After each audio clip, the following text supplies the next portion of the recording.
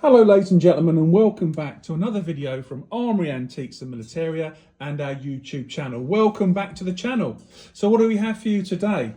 Well, some of you might be scratching your head and some of you might know what this is immediately. So what we've got is a Japanese weapon here, and it's an antique one, and it's a Sai Sankaku Yari. So it's quite a small Yari. Let me pick it up for you. And we notice it's got 1, 2, 3 edges.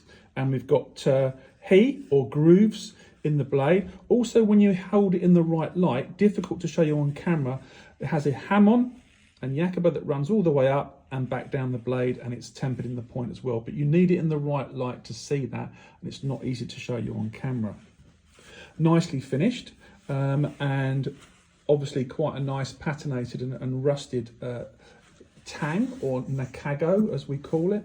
We've got the pin hole there, the Makugiana pin that would hold it into the shaft of the spear, which would be about 6 foot long. And then we have a signature, as you can see here.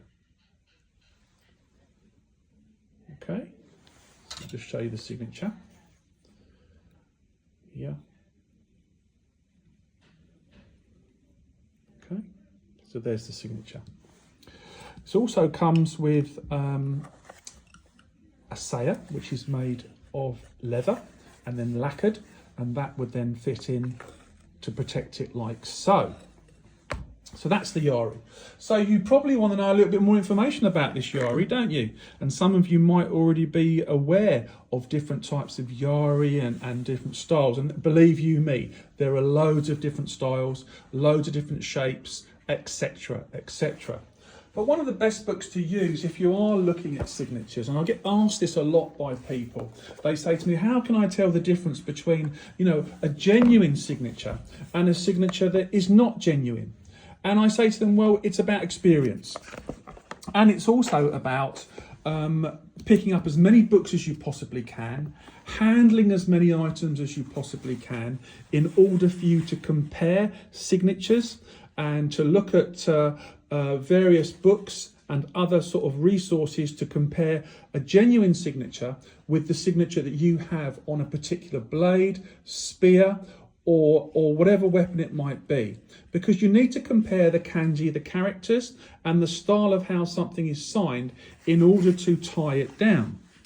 Now we've tied this one down to Motohira.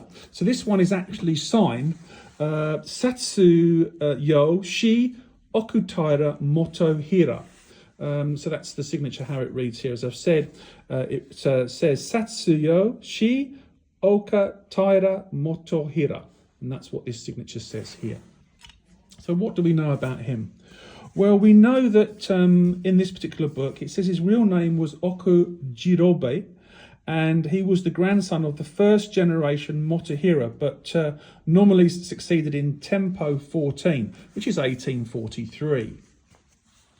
At the age of 10, as second generation, because his father Motohira died, he studied under Motoyasu and was quite corpulent, what earned him the nickname Buta Motohira, and that literally translates to pig Motohira, which is quite interesting. He died on the 21st day of the 11th month in Meiji 38, which is 1905, at the age of 73. So you'll say to me, God, that's a lot of information. Well, there's more you can find out about this smith, but we can tell you that he's the second generation Motohira.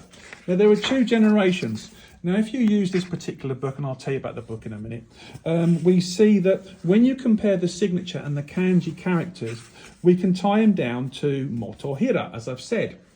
But then you need to make sure the characters match the person you're talking about, because you can get Motohira in different types of kanji and different periods. So the first generation, for example, 1789 to 1801 in Satsuma. But there are also different signatures they used.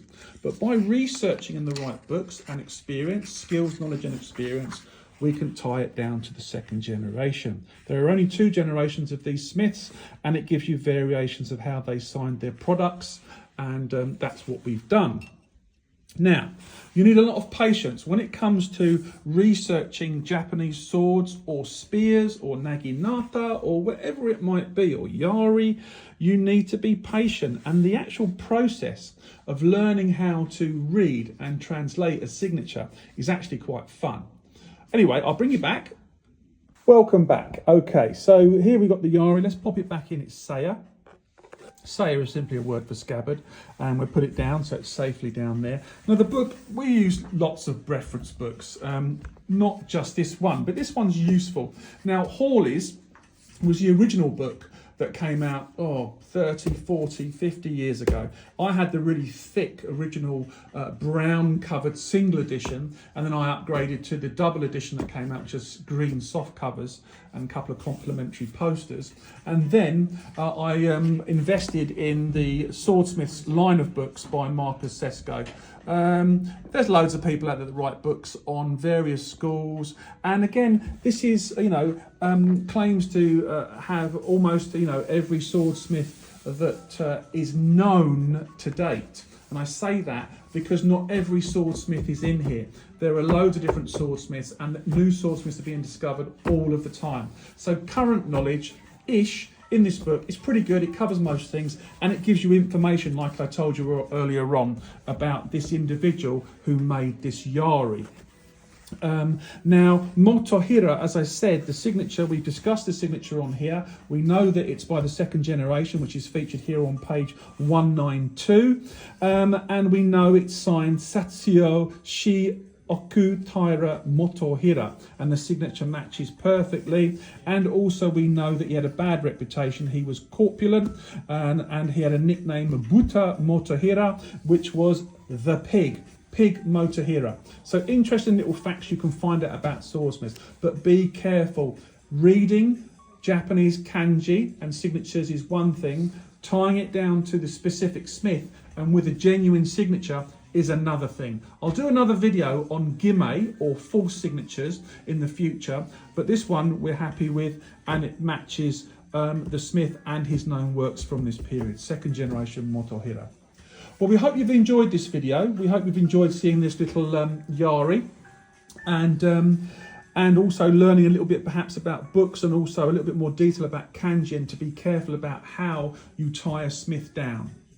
If you need any information or any other details, let us know. We've got 4 member sort of groups on our YouTube channel, which, depends what level you join, but we do free Japanese translations when you join as a member at a certain level. We can also value Japanese swords, translate text. We read, write and speak Japanese. So anything you need, let us know. And it really does is a good idea for you to join as a member on our YouTube channel.